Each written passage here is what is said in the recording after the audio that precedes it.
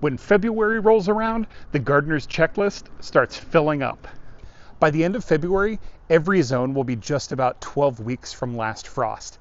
This means for most gardeners, it's time to get some seeds started indoors. In zones 4 through 6, start thinking about getting your first batch of cool season veg going.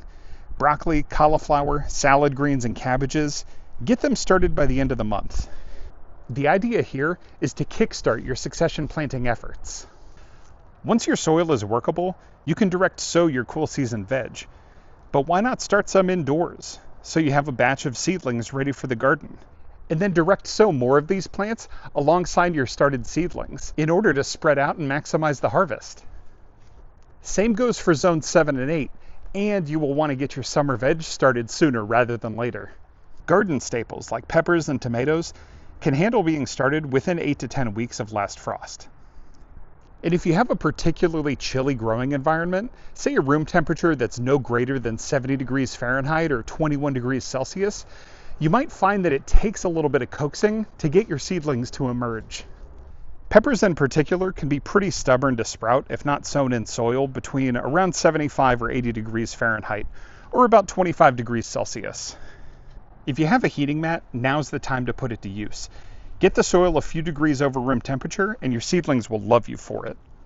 And then once they've germinated, remove the dome, take them off the heating mat, put them under light, and let them grow.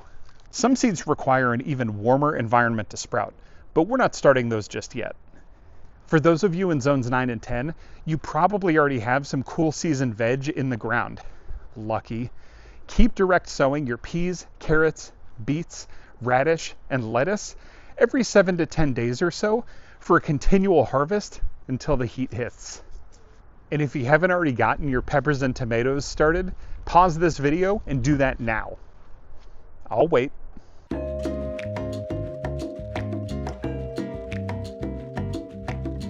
You can also start prepping your trellises and covered rows for direct sowing of squash, cucumbers, and beans. Another item on every gardener's February checklist is to check your soil health. Provided you can work your soil a bit, mine's still a little bit frozen at this point, the easiest check of your soil health is physical inspection. See, touch, and yes, even smell your soil. Healthy soil has a nice, deep, dark, rich color. It should also have a pleasant, earthy scent.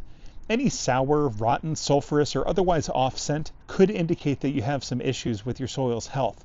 You want your soil to smell like soil. And soil should be nice and crumbly. As you massage it, it should break apart freely. And if it's too hard and compact, or turns into dust when you break it up, it might need some amendment. Add some organic matter, compost, well-rotted manure, or leaf mold. You can also test the pH and nutrient levels of your soil. This is particularly useful if you're growing specific plants that favor something like a more acidic environment, or heavy feeders of a certain macronutrient like nitrogen. Depending on what levels you're looking for, you can find various ingredients to amend your soil and give it the nutrients your garden requires. And just like how your garden beds could use a good soil check, February is a great time for gardeners everywhere to start thinking about prepping their containers for the growing season. Containers are a great way to garden, especially for gardeners with limited space. But the soil in your containers spent all last season feeding your plants, and now they've been dormant all winter long. So you've got to show the soil in your containers some love ahead of the growing season. Soil in containers lose nutrients over time by feeding plants as well as leaching nutrients from drainage. And unlike the soil in your garden beds, the soil in your containers don't have open access to your garden's microbiome. So it needs your help boosting beneficial bacterial and fungal activity. The good news is, it doesn't take much work to get your soil container ready for future plantings. Boost the nutritional value with some compost, well-rotted manure, bone meal, or slow-release fertilizer. Add in some leaf mold to help with aeration and water retention. Mix in cocoa coir to break up compacted soil. There are a lot of great ways to revitalize your container's soil, and doing it now will set up this year's container garden for success. And in zones 4 through 6, you can get a jump on your spring planting by warming up the soil in your garden beds. Early crops like peas, beets, radish, lettuce, and carrots will germinate in soil as cool as 50 degrees Fahrenheit or 10 degrees Celsius. Average soil temperatures in February across cold weather zones don't quite get us where we need to be in order to start these cool weather plants. But here's a trick to get your soil to warm up more quickly, allowing you to sow your seeds earlier. Drape a tarp or some clear greenhouse plastic over your garden bed, securing it down with something heavy enough to keep it from blowing away, like pots or garden stones. Covering the soil will trap in heat generated by the sun hitting the plastic, and over the course of the next few weeks, the soil temperature will rise enough for you to be able to sow your seeds and be confident that they'll germinate. In milder zones 7 and 8, your average soil temp crosses this threshold by the end of the month, so you can cover the soil to push things up a couple weeks, or just wait a little bit until the soil gets there naturally. In cold weather zones, you're entering a period of freeze-thaw cycles, which means that you'll have a week of freezing temperatures, followed by a week of temperatures that are going to thaw everything out. This roller coaster of temperatures can wreak havoc on early crops you've planted, or perennials that think they're being invited to start growing earlier than they should. Asparagus crops that emerge too early and are exposed to a freeze will negatively impact your spring harvest. So protect perennials, like asparagus, by adding a good layer of mulch or straw to keep the tender shoots from freezing. Also consider using cold frames and covered rows to protect your early season veg. In warmer zones 9 and 10, you're going to want to start thinking about moisture retention, because before you know it, the summer sun is going to be beating down on your garden. Mulch your garden beds to retain moisture and keep things from drying out. It'll keep your soil cooler for longer. Do it sooner rather than later, and you'll find that you need to water less and your plants will thrive. It's garden gold, and all you need in order to make it is a dedicated space, some organic material, and a little bit of time. If you aren't making your own compost yet, consider starting this year. Now there are some things to consider, like space, pest control, nosy neighbors, which may necessitate that you need to have an enclosure for your compost.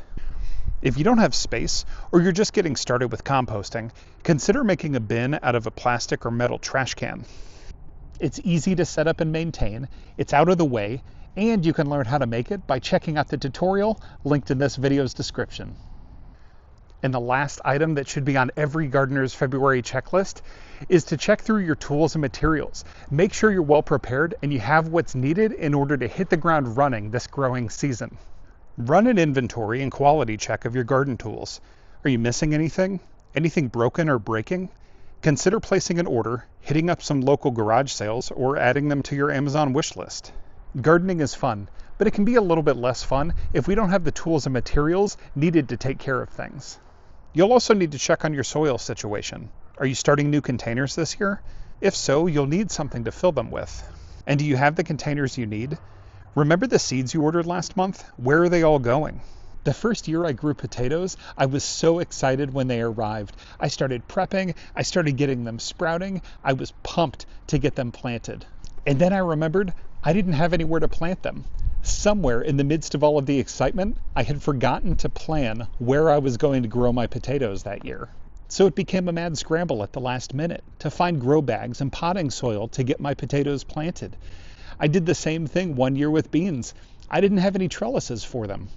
Save yourself the scramble and run the inventory now. These are just a few tasks you can do in February to keep the momentum rolling in your garden. Do these things early in the year and you'll set yourself up for an incredible season. Happy growing.